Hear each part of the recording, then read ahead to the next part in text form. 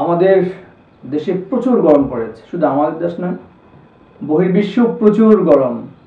মানে এমন গরম যে আপনি ছাদে কড়াই রাখবেন, কিছুক্ষণ পরে তৈল দিবেন, সেখানে ডিম ভাজা যাবে। এত হট, এত গরম আমাদের দেশে।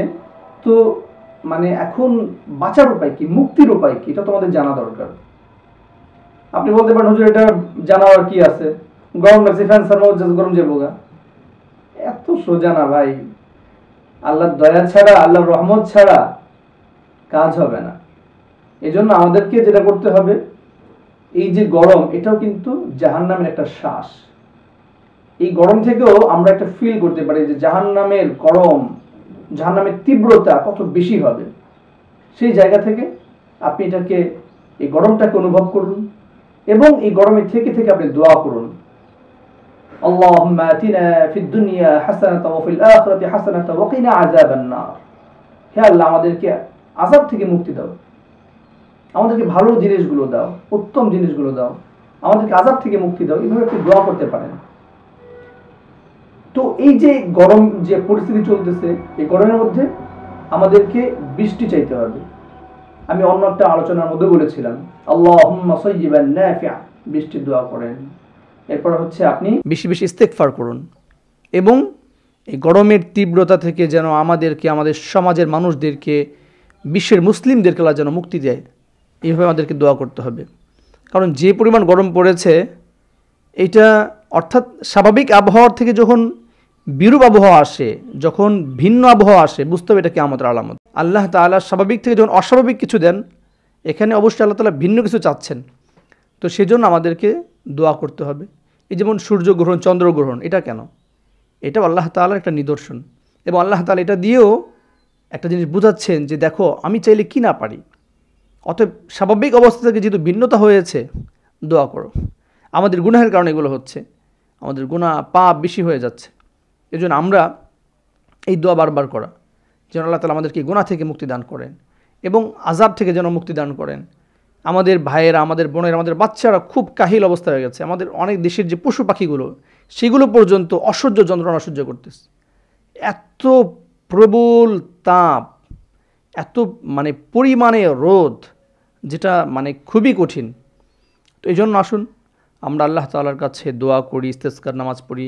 এক্ষেত্রে করণীয় হচ্ছে আপনাকে ফার্স্ট টাইম তওবা করতে হবে, সেকেন্ড টাইম আপনাকে দোয়া করতে হবে, থার্ড টাইম দোয়ার সাথে আপনাকে কি করতে হবে, দুরূদ শরীফ, ইস্তিগফার এগুলো পড়ে আবার দোয়া করতে হবে। এভাবে ইস্তেসকার নামাজের সময় আপনি সকলকে নিয়ে একসাথে নামাজ পড়বেন, তারপর হাত তুলে দোয়া করবেন এবং নিজেদের পাপ পঙ্কিলতা যা আছে এগুলোর জন্য ইস্তেগফার করা। তাহলে আশা করা যায় যে এই যে গরমের তীব্রতা, এটা ইনশাল্লাহ কমে যাবে এবং আল্লাহ তাআলা আমাদেরকে একটা পরীক্ষা নিচ্ছেন যে আমরা এই পরীক্ষায় কতটুকু সাকসেস হতে পারি। আপনি 29 নম্বর পাড়ার প্রথম পৃষ্ঠার সূরা মুলকের মধ্যে আল্লাহ সুবহানাহু ওয়া তাআলা বলেছেন, আল্লাযী খালাকাল মাউতা ওয়াল হায়াতা লিয়াবলুয়াকুম আইয়ুকুম আহসানু আমালা।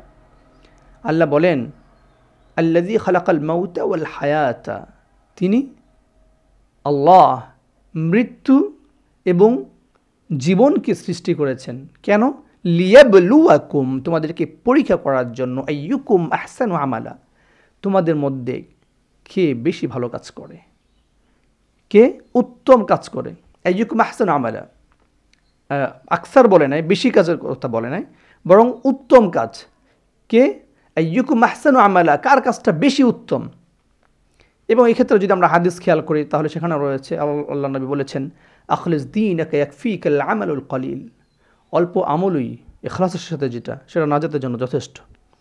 তো এই জন্য আল্লাহ তাআলা যেহেতু আমাদেরকে উত্তম মানুষ বানিয়েছেন, 30 নম্বর পারায় সূরা 3 মধ্যে আল্লাহ বলেছেন, লাকাদ খালাকনাল ইনসানা ফি আহসানি তাকওয়িম, আল্লাহ তাআলা আমাদেরকে উত্তম আকৃতি, উত্তম চেহারা দিয়ে সৃষ্টি করেছেন এবং যেহেতু উত্তম করে বানিয়েছেন, আল্লাহ তাআলা চাওয়াটা, আল্লাহ তাআলা যেই যে পৃথিবীতে আমাদেরকে বানিয়েছেন, পাঠিয়েছেন, সৃজন করেছেন, কেন করেছেন? এটা দেখার জন্য, এটা পরীক্ষা করার জন্য যে আইয়ুকুম আহসান, এখানেও আহসান ব্যবহার করেছেন, কে উত্তম কাজ করে। এটা বলেন না আকসারু আমালা, কে বেশি কাজ করে, এটা না, বরং কে উত্তম কাজ করে, এটার জন্য। আশা করি আল্লাহ তাআলা আমাদের যে কেন বানিয়েছেন এবং কি চাচ্ছেন আমরা বুঝতে পেরেছি। আল্লাহ তাআলা আমাদেরকে তার হুকুম আর নবীর তরিকা মতো চলার, মানার, বুঝার, আমল করার তৌফিক দান করুক। আল্লাহুম্মা আমিন।